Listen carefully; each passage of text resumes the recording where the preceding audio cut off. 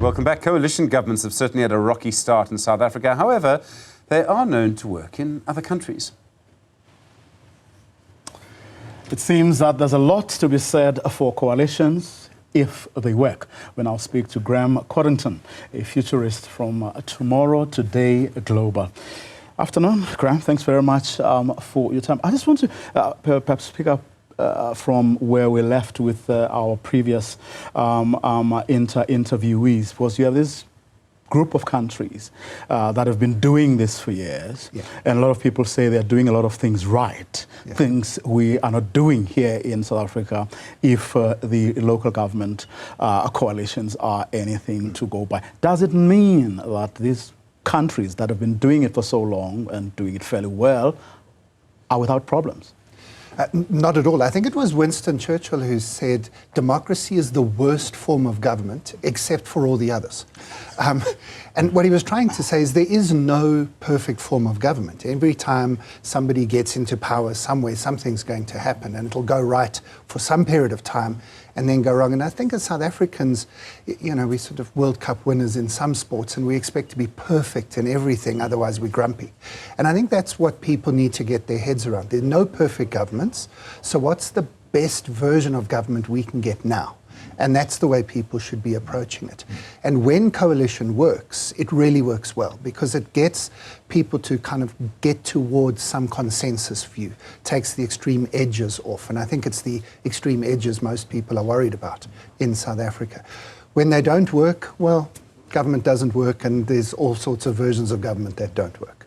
Are there certain things, I mean, you know, we use the examples of European democracies, they're older democracies than ours. The United States is a very different system.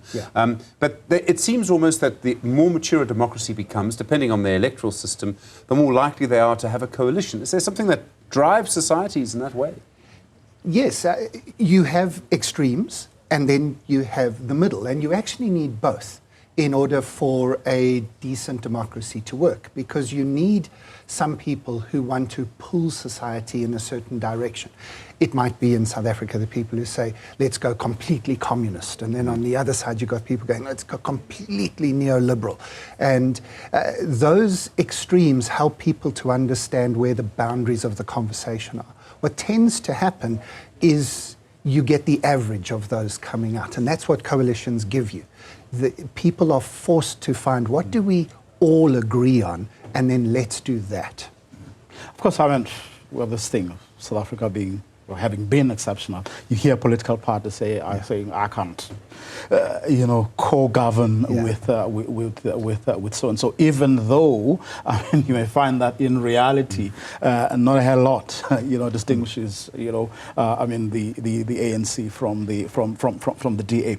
Who then gets to take the responsibility, you know, of not necessarily forcing, but, you know, getting, you know, these people who may think that they're so miles apart when they're in fact, whose responsibility does it become? Or how have other people done it to make sure that they actually do the right thing, irrespective of what they may think? I think there's an interesting way to answer that question, and that is for the individual voter, for each one of us as South African citizens to realize our vote is probably more powerful this year than it's ever been.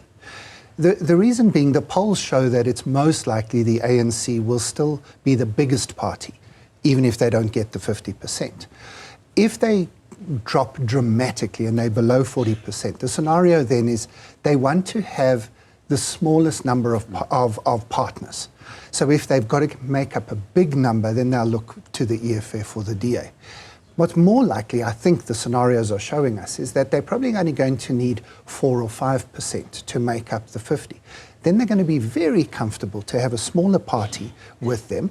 It means it's a less powerful party, but that party, if they're smart, will be able to step in and say, right, we know we're just 5% here, but it's the 5% that counts, and our 5% needs to go to, and then whatever party you vote for, if they're talking about jobs, or they're talking about education, or they're talking about healthcare, then it'll probably end up with the coalition being forced to put an extra priority on that one issue. And so your vote this year really does count more than it has.